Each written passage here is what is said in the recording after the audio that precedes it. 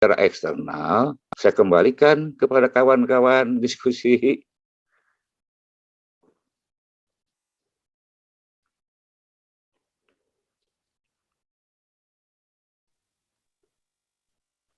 Halo? Oke. Jadi Itu baru secara internal manusia ya. Ya, jadi ada dua fungsi secara internal dan secara eksternal ya, Bang Maulana ya. Iya. Secara internal manusia adalah makhluk yang didorong oleh kebutuhan untuk memiliki informasi yang dapat dipahami dan dipikirkan sehingga menjadi sadar akan dirinya sendiri dalam hidup ini. Gitu. Itu dalam konteks informasi itu masih bersifat umum ya, bisa katakanlah bisa Iya, positif. iya, Gitu ya. secara internal, baru secara internal nih, belum kepada nanti kedudukan manusia itu siapa, baru secara internal dia membutuhkan memiliki informasi yang dapat dipahami dan dipikirkan sehingga menjadi sadar akan dirinya sendiri. Karena tadi dibekali dengan as-sama, al-absar, dan al-afidah secara internal dulu. Itu menjadi sadar itu kalau informasinya yang diterima itu positif. Kalau negatif berarti kan nggak bisa ya, Bang Maulana. Ya, Itu kebutuhan konteksnya masih umum gitu ya. ya, secara manusia adalah, ya betul, didorong oleh kebutuhan memiliki untuk informasi. Karena tadinya kan waktu wahullahu akhrajakum min butuni ummahatikum kan la ta'lamuna sayana ilman. Tidak punya. Kemudian dididiklah oleh seorang ibu dengan segala berdasarkan surat-surat tadi. Maka secara internal adalah makhluk yang didorong oleh kebutuhan untuk memiliki informasi yang dapat dipahami dan dipikirkan sehingga menjadi sadar akan dirinya sendiri dalam hidup ini. Karena tadi dikatakan la'alakum takilun setelah la'alakum taskurun. Ya, la'alakum takilun artinya manusia dapat memahami informasi baik dari Al-Qur'an maupun dari umum lah, seumumnya. Karena dengan tiga komponen tadi, as-sam'a, al-absar, wal-afidah. Kalau dari eksternalnya gimana? Sekalian aja Bang Maulana. Nanti biar langsung ditanggapi gitu. Oh, baik. Silakan. Tapi ini PR saya mohon nanti dikritisi karena saya turun dalam diskusi ini mudah-mudahan menjadi tambahan yang maksimal kepada saya. Ya. Khususnya kebutuhan. Nah, secara eksternal berdasarkan Quran surat ke-51 ayat 56 menjelaskan wa ma khalaqtul jinna wal insa illa liya'budun. Itu Allah telah menciptakan jin dan manusia tanpa terkecuali adalah untuk mengabdi dengan ajaran menurutku. Jadi berdasarkan surat Nahl ayat 78, Baqarah ayat 73 dan 242, 219 dan 266 bahwa manusia ini makhluk yang didorong oleh kebutuhan untuk memiliki informasi yang dapat dipahami dan dipikirkan sehingga menjadi sadar akan dirinya untuk hidup dalam satu pengabdian menurutnya atau menurut ilmu Allah sebagai satu-satunya pilihan ilmu. Artinya manusia adalah makhluk sosial yang hidup dalam satu pengabdian menurutnya. Berarti di sini kita sudah menginjak kepada siapakah manusia dan apa kedudukan manusia di hadapan Allah kan. Jadi secara internal tadi baru informasi la'alakum taskurun dan la'alakum takilun. Ditambah lagi sekarang pada kaitan dengan wa ma khalaqtul jinna wal insa ternyata ila liya'budun gitu tanpa terkecuali. Tapi itu secara khusus ya. Secara khusus kan pengabdian kepada Allah gitu ya. Tapi ya kan, itu juga berlaku sebaliknya kan. Orang bisa mengabdi kepada selainnya kan itu. tema saya tadi kan siapakah manusia itu ya di hadapan Allah sebagai pencipta segala. Itu temanya. Oke. Baik secara internal dan eksternal, kemudian peranannya manusia sebagai apa tadi. Nah, di sini baru sampai kepada kedudukan manusia ya dengan kaitan wa ma khalaqtul jinna wal insa illa liya'budun. Ternyata untuk apa? Mengabdikan diri ke dalam satu kehidupan atas pilihan ilmu. Oke, lanjut. Masih ada, Bang Maulana? Situ dulu. Oke, sampai situ dulu. Mungkin ada yang mau nanggapi? Dulu, yang lain lah, nanggapi dulu deh. Ya, ini ada yang mau menanggapi ini dari internal dan eksternalnya yang disampaikan oleh Bang Maulana tadi. Mungkin Bang Opo, Bang Rahman, Bang Rasional? Monggo yang lain, silakan.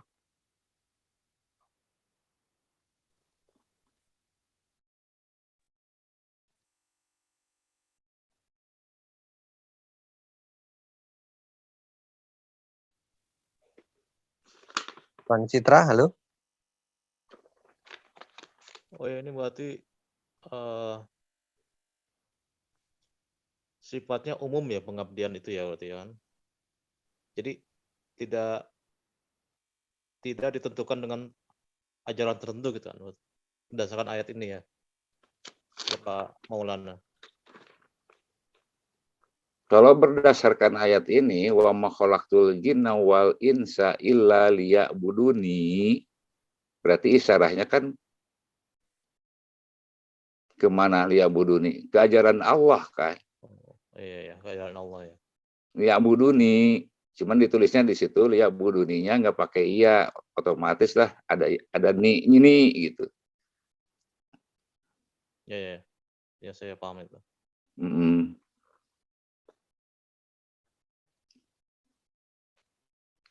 Jadi jin dan manusia ini tanpa terkecuali adalah untuk mengabdi dengan satu ajaran menurutku. Sabda Allah apa sabda sunnah Rasul nih? Saya juga bingung.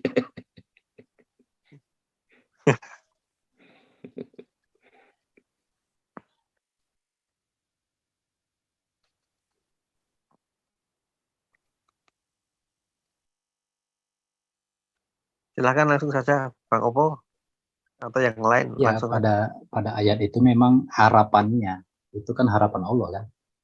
Iya. Di situ harapan Allah memang begitu. Tapi pada kenyataannya kebanyakan itu yang terjadi adalah ya seperti yang dikatakan Nabi Ibrahim kalau nggak salah itu ya. Ya abati lata Buddhis syaiton. Jadi kebanyakan orang itu malah mengabdi pada setan. Ya memang benar. Jadi wakanal insan aksara sayin jadalan, wakanal insan aksara sayin wakanal insanu ajula gitu. Dan kebanyakan banyak memilih yang tidak patuh kepada disiplin ilmu yang disajikan oleh sang pencipta gitu, yaitu si Isna ini.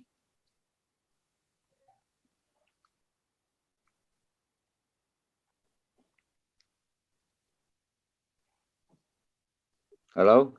Silahkan lanjut, Bang Opo, gimana? Iya. Bang Opo suaranya kok kayak kemarin ya, Bang Opo? Apa kecil suaranya? Enggak, agak gimana ya, agak keras, pelan gitu, enggak stabil gitu. Oh, pakai headset ini. Oh gitu ya?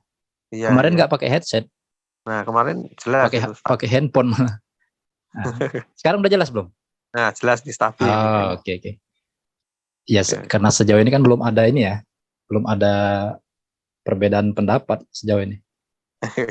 Jadi cuman mungkin untuk memancing kontroversi mungkin ya, biar agak-agak hangat ya kan.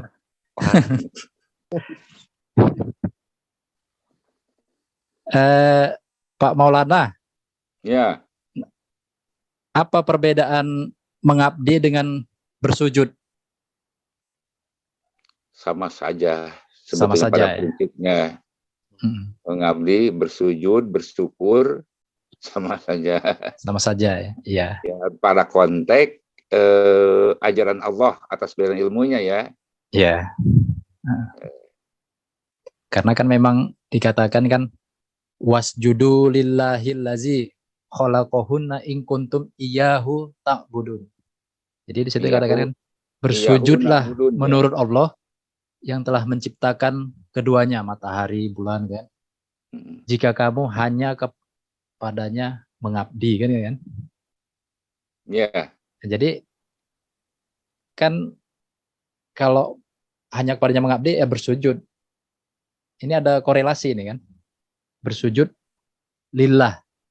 Menurut Allah atau karena Allah. Ya kan? Ya.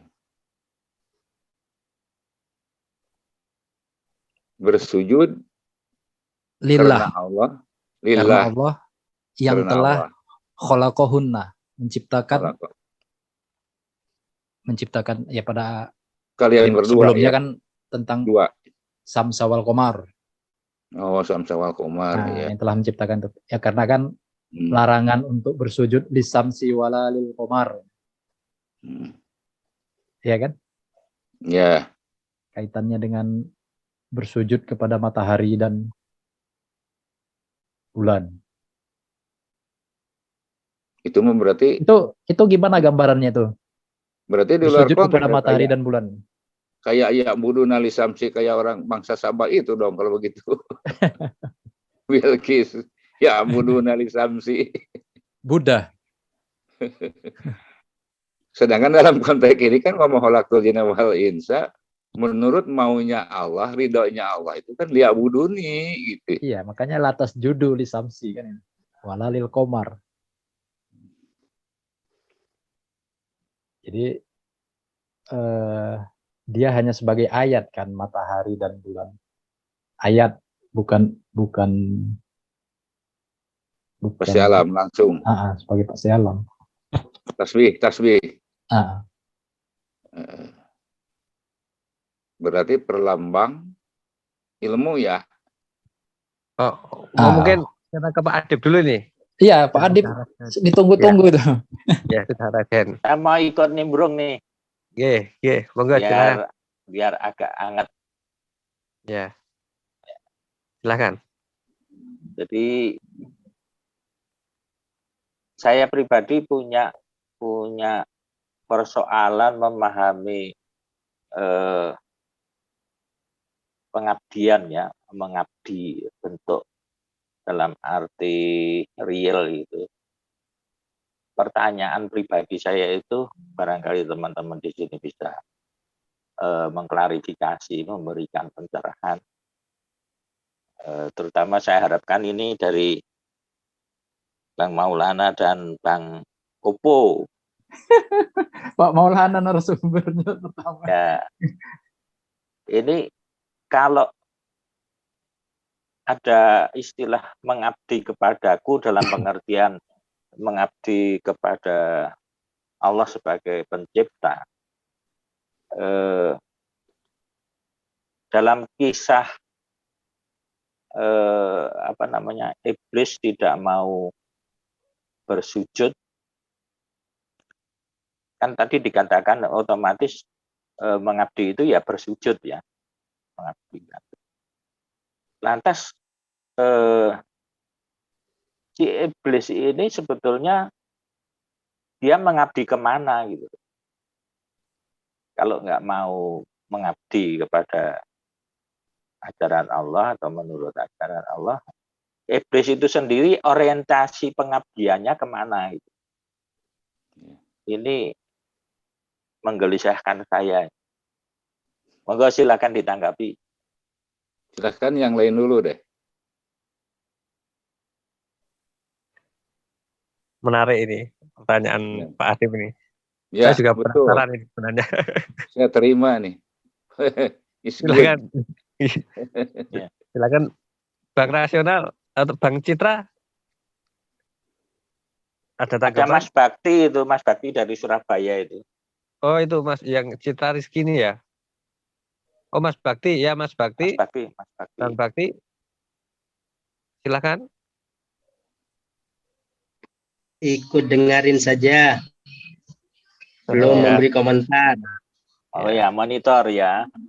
Oke, Bang Rahman. Nah, tidur nih, Bang Rahman nih. Ke Bang Opo lagi nih. Iya, Bang Opo ini. Gimana, Bang Opo? Ditanggapi balik, Bang Opo? Lagi buka buku ini, nggak tahu jawabannya. Kalau lihat gimana? Bang Maulana. Itu Bang kalau Opo. lihat Budu nih, menurut ajaran Allah yaitu Al-Quran, satu-satunya pilihan ilmu, tidak ada pilihan lain. Ya. Berarti di situ adalah intinya. Kalau kita bawa kepada surat Ar-Rahman, wa 'allamal Qur'ana ilman. Ar-Rahman yang telah mengajarkan Al-Quran, satu-satunya ilmu yang diajarkan kepada Nabi Muhammad, juga kama badana awala khalqin nu'iduhu, yang dimulai dari Adam ya, ketika itu wa alama Adam al asma'a kullaha gitu.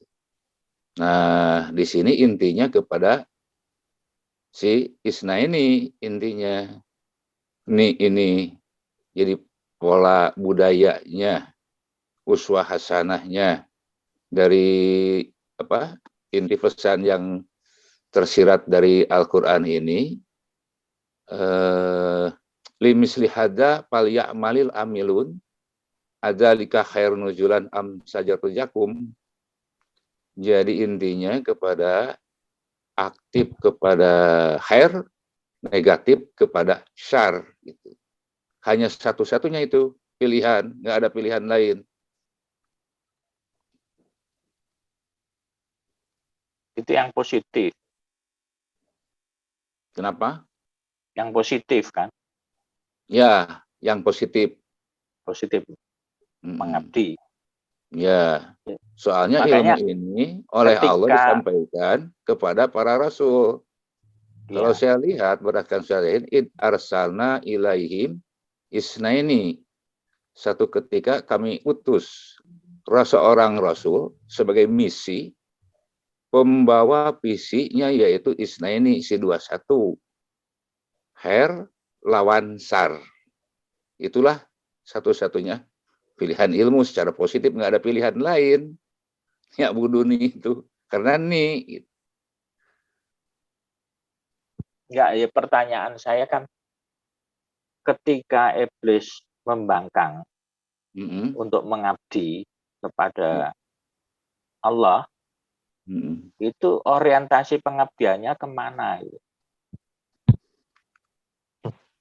Coba saya jawab ya. Kesempatan yang lain dulu.